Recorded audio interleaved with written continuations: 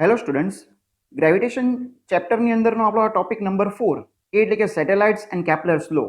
Maximum question જે આ ચેપ્ટરને related પૂછાતા હોય છે એ આ ટોપિકની અંદરથી પૂછાય. તો જો આપણે ધીરે ધીરે કરીને ભણવાની શરૂઆત કરીએ તો એની અંદર જે પહેલો સબ ટોપિક છે એ છે આપણે નિષ્ક્રમણ ઝડપ. હવે નિષ્ક્રમણ ઝડપ એનો પહેલા તો મતલબ શું થાય? જો કોઈ વ્યક્તિ આ રીતે અર્થ પર છે, બરાબર, આ અર્થ છે જેની રેડિયસ છે r જેટલી. હવે પૃથ્વીની સપાટી પરથી એ જોરથી ઉપરની ડાયરેક્શનમાં કોઈ પદાર્થને ફેંકે, સમજો કે યુ સ્પીડથી ફેંકે છે, તો આ સ્પીડ જેટલી વધારે હશે એટલી વધારે ઊંચાઈ પ્રાપ્ત કરીને ફરીથી નીચે આવશે. આ સ્પીડ હજુ વધારે હશે તો હજુ વધારે ઊંચાઈ પ્રાપ્ત કરશે અને ફરીથી નીચે આવશે. તો જેટલી સ્પીડ તમે વધારે રાખો એટલું આપણે એવું કહીએ કે વધુ ને વધુ ઉપર જશે અને ત્યાંથી નીચે આવશે. હવે આની અંદર ક્વેશ્ચન એ છે કે હંમેશા એ ઉપર જઈને નીચે આવે તો આવું થવું જ જોઈએ હંમેશા, કે એ દર વખતે ઉપર જાય પછી ઉપરથી નીચે આવવું જ જોઈએ? જો આવું કમ્પલસરી હોય તો તમે એમ વિચારો કે અહીંયા પૃથ્વીથી આ ચંદ્ર પર આપણે કોઈ પદાર્થને ફેંકવો છે, તો આપણે એને અહીંયાથી ફેંકીએ તો અહીંયા ક્યાંક કોઈ પોઈન્ટ તો એવું આવશે કે જે પોઈન્ટ પછી હવે એને પૃથ્વી નહીં ખેંચે, હવે એને ચંદ્ર ખેંચવા લાગશે. કોઈ પોઈન્ટ તો પોસિબલ જ છે ને. આપણે આગળ પણ જે ક્ષેત્રના સવાલો ભણ્યા હતા ત્યાં આપણે કોઈ પણ બેની વચ્ચે કોઈ એક પોઈન્ટ પર ગુરુત્વાકર્ષણ બળ અથવા તો ગુરુત્વાકર્ષી ક્ષેત્ર 0 કરતા હતા. તો અહીંયા ગુરુત્વાકર્ષણ બળ 0 થાય છે અને પછી તો ચંદ્ર એને ખેંચી લે છે, પછી તો પૃથ્વીનું ગુરુત્વાકર્ષણ બળ ત્યાં મેજર નથી. જેવી રીતે આ ઘટના બને છે એવી જ સમજો કે ચંદ્ર કે કંઈ પણ નથી. તો એક બીજી પણ ઘટના બનવી પોસિબલ છે કે જ્યારે એ પદાર્થ અનંત અંતરે ચાલ્યો જાય ઇન્ફાઇનાઇટ પર, ત્યાં આપણે એવું કહીએ કે ઇન્ફાઇનાઇટ પર એની સ્થિતિ ઉર્જા છે 0 લઈએ છીએ આપણે, બરાબર. અને અહીંયા આપણે એની સ્થિતિ ઉર્જા પૃથ્વીની સપાટી પર જો વાત કરતા હોઈએ આ પોઈન્ટ પર 1 નંબરના પોઈન્ટ પર, તો ત્યાં આપણે એની સ્થિતિ ઉર્જા લઈએ છીએ -gm. સ્મોલ m એ પદાર્થનું દળ છે, કેપિટલ M એ પૃથ્વીનું દળ છે, m/re. આટલી એની પૃથ્વીની સપાટી પર સ્થિતિ ઉર્જા છે. ત્યાંથી અનંત અંતરે ચાલ્યો જાય તો ત્યાં એની સ્થિતિ ઉર્જા 0 થાય છે. હવે અહીંયા ક્વેશ્ચન સાચો એ થાય કે આ અનંત અંતરે આપણે પદાર્થને પહોંચાડી દેવો છે. અનંત અંતરે પદાર્થ પહોંચી જવો એનો પ્રેક્ટિકલી મિનિંગ એવો થયો, ઇન્ફાઇનાઇટ અંતર લઈએ તો ત્યાં આ પૃથ્વીનું ગુરુત્વાકર્ષણ બળ કેટલું લાગશે? 0 થઈ જશે. કેમ કે પદાર્થ જો અનંત અંતરે છે તો ત્યાં એનું ગુરુત્વાકર્ષણ બળ 0 થઈ જશે. હવે અહીંયા અનંત અંતર આ એક રિલેટિવ શબ્દ છે. જેમ કે 1 મીટર અનંત અંતર હોઈ શકે, હા હોઈ શકે. તમે 1 નેનોમીટરની સાપેક્ષે ગણતા હો તો 1 નેનોમીટરની સાપેક્ષે 1 મીટર એક અનંત અંતર છે. તો અનંત અંતર એક રિલેટિવ શબ્દ છે. પૃથ્વીની રેડિયસની સાપેક્ષે ઘણું મોટું ડિસ્ટન્સ હશે, ત્યાં છેક પદાર્થ પહોંચી જાય કે પૃથ્વીના ગુરુત્વાકર્ષણ બળની હવે એના પર કોઈ ડાયરેક્ટ અસર જ ન થાય, તો આપણે એવું કહીએ કે એ ઇન્ફાઇનાઇટ ડિસ્ટન્સ છે, અનંત અંતર છે. તો આપણે પદાર્થને એટલી સ્પીડથી ફેંકવો છે કે પદાર્થ આવી કોઈ સ્થિતિ સુધી પહોંચી જાય. તો હવે જુઓ, આપણે એવું કહીએ કે શરૂઆતની ગતિ ઉર્જા પ્લસ શરૂઆતની સ્થિતિ ઉર્જા ઇઝ ઇક્વલ ટુ અંતિમ ગતિ ઉર્જા પ્લસ અંતિમ સ્થિતિ ઉર્જા.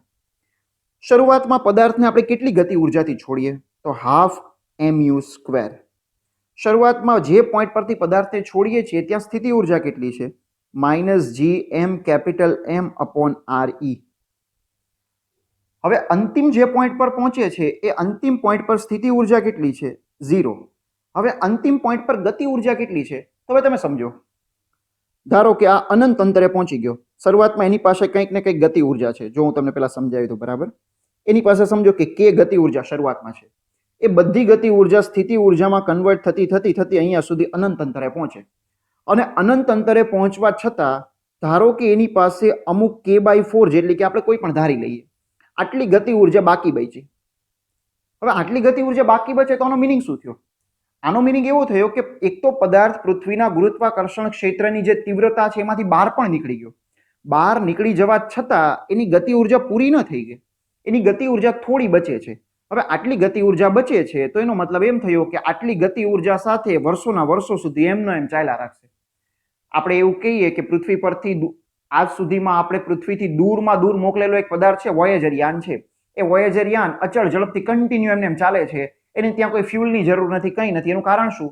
ફ્યુલની જરૂર તો ત્યારે પડે જ્યારે આપણે એવું કહીએ કે કોઈ અવરોધક બળ છે એની વિરુદ્ધમાં કોઈ કાર્ય થતું હોય.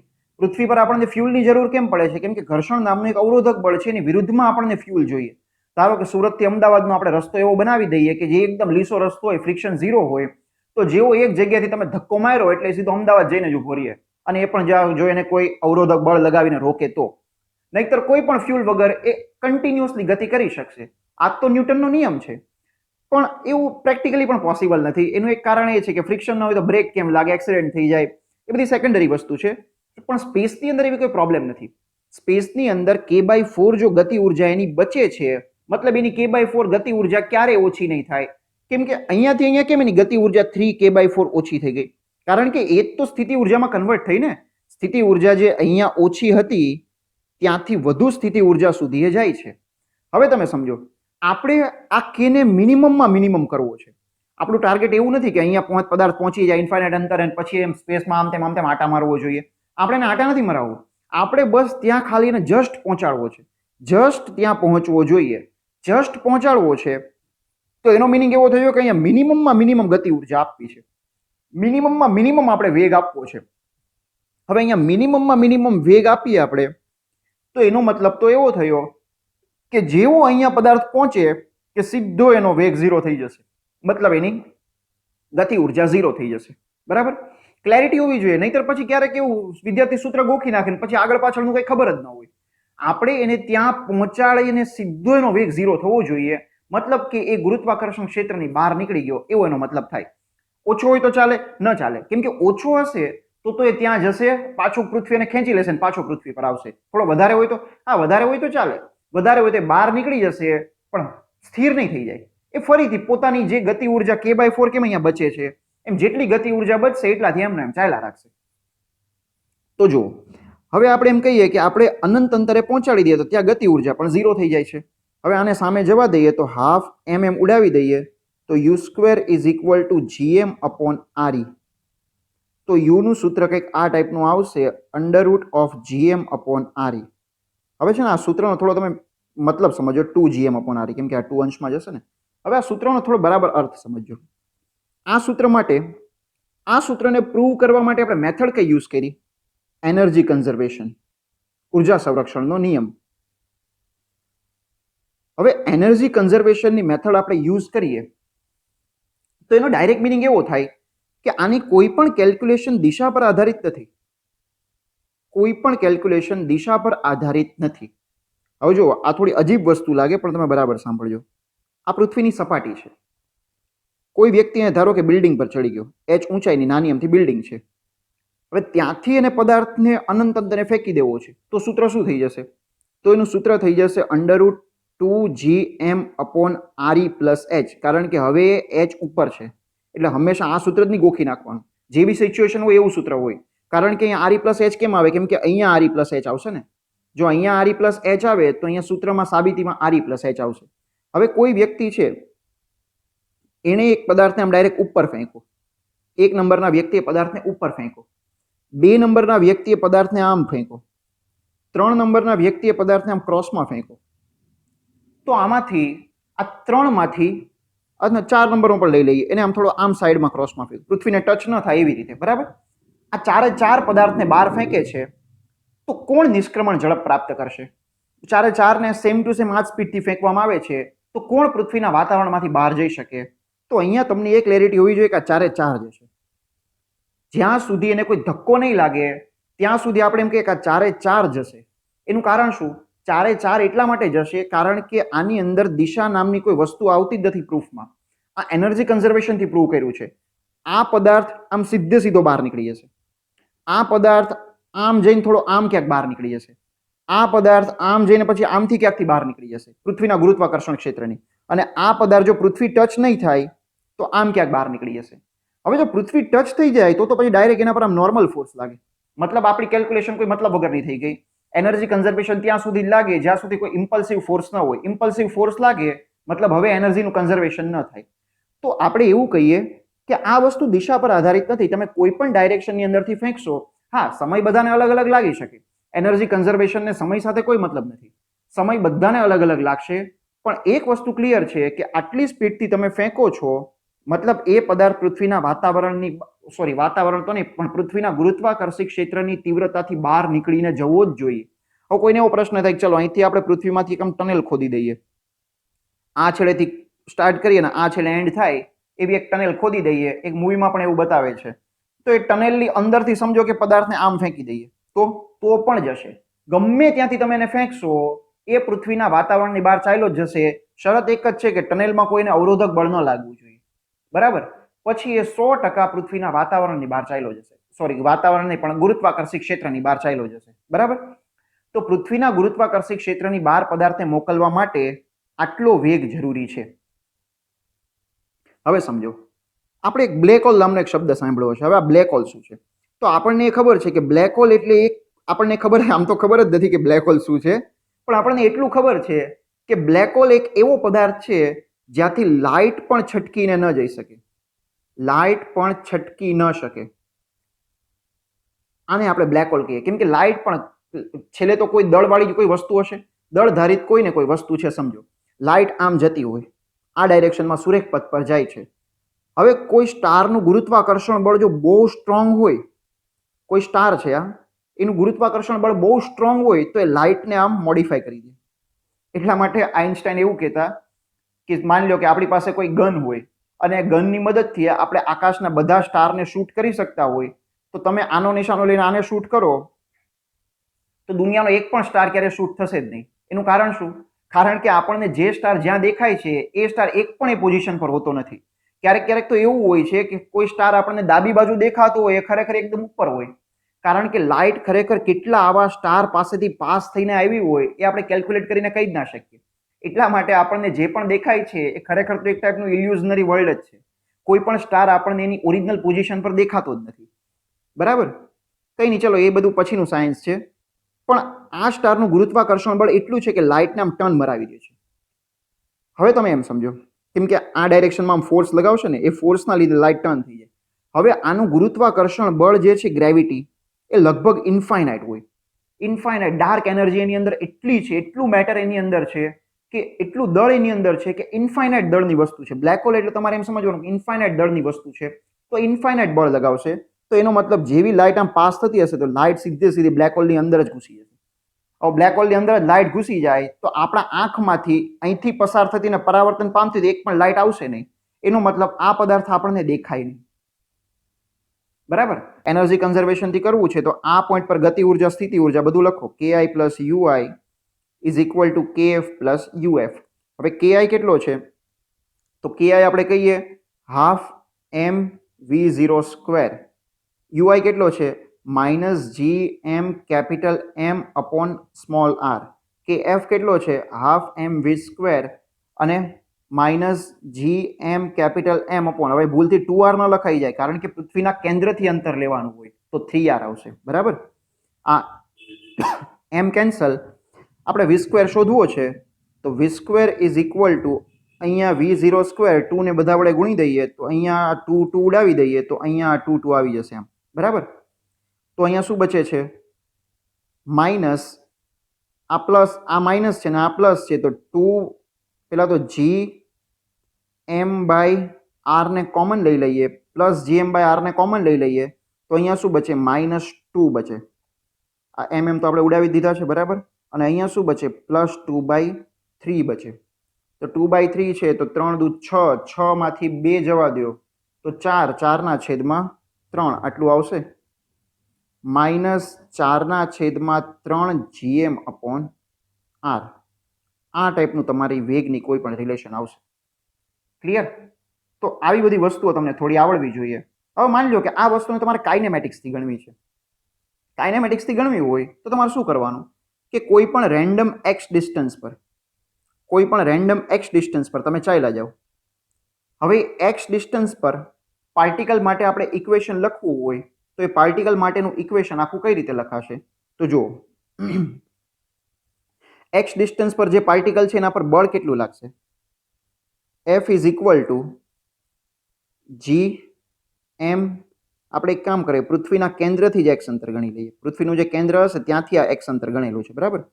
-gm capital M upon x square. આટલું ફોર્સ લાગશે અને આ ફોર્સ કોના જેટલું હોય? ma જેટલું હોય. આ m ને આપણે ઉડાવી દઈએ તો a is equal to gm upon x square. આટલું આવ્યું. હવે gm અપોન x સ્ક્વેર છે એમાં પણ તમારે યાદ રાખવાનું કે આ પ્રવેગ એ ખરેખર કયો પ્રવેગ છે? એક પ્રતિપ્રવેગ છે, કેમ કે વેગ ઉપર તરફ છે અને પ્રવેગ નીચે તરફ છે, તો આ પ્રતિપ્રવેગ છે, તો માઇનસ.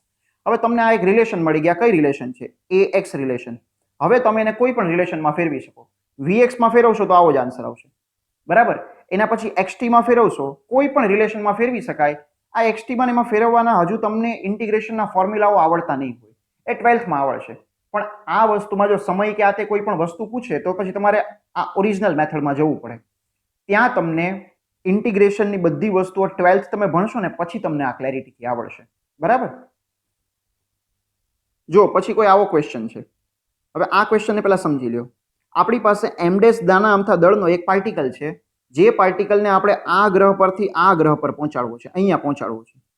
બે ગ્રહના સેન્ટર વચ્ચેનું ડિસ્ટન્સ 9r છે. આનું દળ 4m છે, આનું m છે, આનું 2r રેડિયસ છે, આની r રેડિયસ છે. તો એના માટે આપણે શોધવાનું એ છે કે અહીંયાથી એને અહીંયા પહોંચાડવા માટે એને મિનિમમ કેટલા u વેગથી ફેંકવો જોઈએ.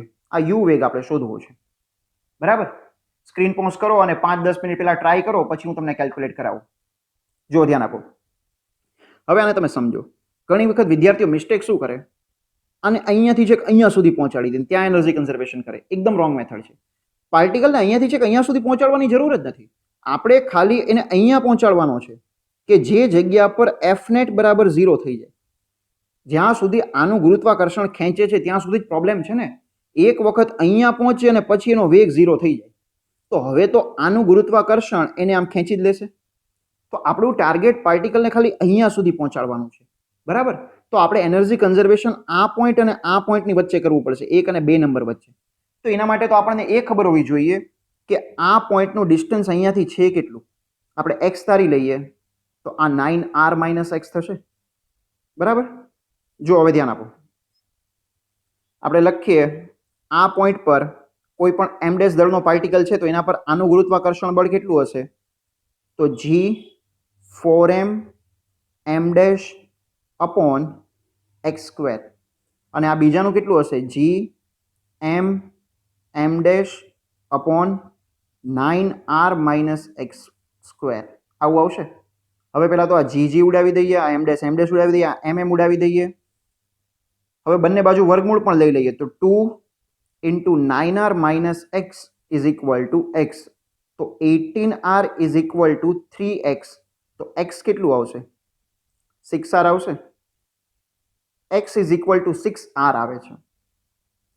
હવે જો ધ્યાન આપો, x is equal to 6r આવે છે તો ખરેખર તો આપણે જો આમાં લખી જ દઈએ એટલે થોડી ક્લેરિટી આવે. આ 6r છે તો આ ડિસ્ટન્સ કેટલું છે? આના કેન્દ્રથી આનું ડિસ્ટન્સ કેટલું? 3r થઈ જશે. ઓકે. હવે આપણે અહીંયાથી પાર્ટિકલને અહીંયા પહોંચાડવો છે તો ત્યાં એનર્જી કન્ઝર્વેશન કરીએ. જો ધ્યાન આપજો, પેલા આ પોઈન્ટ પર સ્થિતિ ઉર્જા કેટલી, ગતિ ઉર્જા કેટલી? Half mu², m-u². એ પોઈન્ટ પર સ્થિતિ ઉર્જા કેટલી? તો આ પોઈન્ટ પર સ્થિતિ ઉર્જા બંને ગ્રહના લીધે આવશે ને. આ ગ્રહના લીધે કેટલા અંતર પર? 2r અંતર પર. તો -g4m m' અપોન 2r અંતર પર છે. અને આ ગ્રહથી કેટલા અંતર પર છે? તો 9r - 2r, તો 7r અંતર પર છે આ પાર્ટિકલ 1 નંબરની પોઝિશન પર છે ત્યારે. તો -g m upon 7r is equal to, જેવો પાર્ટિકલ આ 2 નંબર પોઝિશન પર પહોંચે ત્યાં તો આપણે એનો વેગ 0 કરવો છે તો 0 માઇનસ ત્યાં પણ બંનેની સ્થિતિ ઉર્જા આવશે. આની સ્થિતિ ઉર્જા કેટલા અંતર માટે? 6r માટે અને આની 3r માટે. તો -g4m m' upon 6r -g m upon 3r. બસ આ આખું સોલ્વ કરવાનું છે આપણે. આ બધા m' તો જવા જ દઈએ પેલા, બરાબર. અને 2 વડે ગુણી દઈએ તો u² is equal to u²/2 એમને એમ રહેવા દઈએ. આ બધામાંથી કોમન શું નીકળશે? તો એક તો g/r કોમન, જે બચે છે ને બધું અંદર લખી દઈએ. હવે આને સામે જવા દઈએ તો 4/2 તો એ 2 બચે, બરાબર. પછી આ પ્લસ આ બચે 1/7 પ્લસ આ બચે 2/3 અને આ બચે 1/3. ક્લિયર? હવે ગણતરીમાં થોડું ધ્યાન આપજો. ગણતરીમાં આમ તેમ ભૂલ રહી શકે, તમને મેઇન કન્સેપ્ટ સમજાવવો જોઈએ. u² is equal to 2gm/r into લસા કેટલો આવશે? હવે આ -2/3 -1/3 છે તો તો આ આખું કેટલું થઈ જશે? -2/3 અને -1/3 આ બંને. તો આ બંને થઈને થઈ જશે -3/3, તો આ -1 આખું થઈ ગયું. -1 થઈ ગયું તો આ 2 માંથી -1 જાય તો શું બચે? 1 પ્લસ 1/7. તો u ઇઝ ઇક્વલ ટુ 7 એકા 7, 1 8, 8 દુ 16, 16 gm ના છેદમાં 7r. આ ટાઈપનો તમારો આખો આન્સર આવશે. આ JEE ની અંદર લગભગ 3 વખત પૂછાયેલું ફોર્મેટ છે. લાસ્ટ 20 વર્ષના ક્વેશ્ચન તમે જોશો તો તમને મિનિમમ 3 વખત આ ફોર્મેટ પૂછાયેલું દેખાશે. કેમ કે તમારો NCERT નો એક બેઠો ક્વેશ્ચન પણ આ જ રીતે છે. એટલા માટે આ પૂછાવાના ચાન્સીસ પણ વધારે છે.